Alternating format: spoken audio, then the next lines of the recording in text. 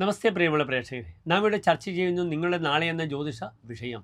നിങ്ങളുടെ നാളെയിൽ നാളെ 1201 കന്നിമാസം 19-ാം തീയതി, 2025 ഒക്ടോബർ മാസം 5-ാം തീയതി, രവിവാരം, ഞായറാഴ്ച. നാളെ ഞായറാഴ്ച സൂര്യോദയം തൃശ്ശൂരിൽ 6:16, അസ്തമയം വൈകിട്ട് 6:09. നാളത്തെ രാഹുകാലം ഞായറാഴ്ച വൈകിട്ട് 4:30 മുതൽ 6 മണി വരെയുള്ള 1.5 മണിക്കൂർ ദൈർഘ്യം. നാം ശുഭകാര്യങ്ങളൊന്നും തന്നെ രാഹുകാലത്ത് അനുഷ്ഠിക്കാറില്ല. നാളത്തെ നക്ഷത്രം കാലത്ത് 8:10 വരെ ചതയൻ നക്ഷത്രം, 8:10 ശേഷം പുരൂരുട്ടാതി നക്ഷത്രമാകുന്നു. ചതയൻ നക്ഷത്രം നാം ശുഭകാര്യങ്ങൾക്കൊക്കെ പ്രായണ സ്വീകരിക്കുന്ന നക്ഷത്രമാണ്. നാളത്തെ തിഥിയും വെളുത്തപക്ഷത്തിലെ ത്രയോദശി തിഥിയാകുന്നു. നല്ല തിഥിയാണ്. അടുത്ത ദിനങ്ങളിൽ ചന്ദ്രൻ ഇതാ പൗർണമിയിലേക്ക് പ്രവേശിക്കുകയാണ്. ചന്ദ്രൻ പൗർണമിയിലാണ് അങ്ങേയറ്റം ബലവാനാകുക. പക്ഷോദ്ഭവം ഹിമകരസ്യ വിശിഷ്ടമാഹുഹു എന്നാണ് പ്രമാണം. വെളുത്ത പക്ഷത്തിലെ പൗർണമിയിലേക്കുന്ന ചന്ദ്രൻ, ഹിമകരഹ ചന്ദ്രൻ എന്ത് നൽകുന്നു? പ്രാധാന്യം നൽകുന്നു എന്നാണ് പറയുന്നത്. നാളെ കാലത്തിൻ്റെ പ്രിയപ്പെട്ട പ്രേക്ഷകർക്ക് 8 മണിക്ക് മുന്ന് തന്നെ ശുഭകാര്യങ്ങളൊക്കെ ചെയ്യുവാനുള്ളൊരു മുഹൂർത്തമുണ്ട്.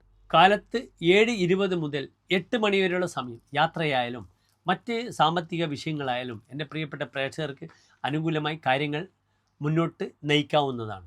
നാളെ 8:10 ശേഷമുള്ള പുരൂരുട്ടാതി നക്ഷത്രം ഒരു ശുഭകാര്യങ്ങൾക്കും നാം സ്വീകരിക്കാത്ത മുപ്പൂരത്തിൽപ്പെടുന്ന നക്ഷത്രമാകുന്നു. എന്താണ് മുപ്പൂരം? പൂരം, പൂരാടം, പുരൂരുട്ടാതി. ഈ നക്ഷത്രങ്ങൾ വിത്തിട്ടാൽ പൊടിക്കാത്ത നക്ഷത്രമാകുന്നു. യാത്ര പോയാൽ തിരിച്ചു വരാത്ത നക്ഷത്രമാകുന്നു എന്നറിയുക.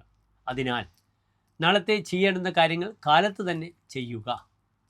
പിന്നീടുള്ള സമയം പുരൂരുട്ടാതി നക്ഷത്രം യാത്രക്കായാലും സാമ്പത്തികമായ വിഷയത്തിലായാലും നാം സ്വീകരിക്കാറില്ല.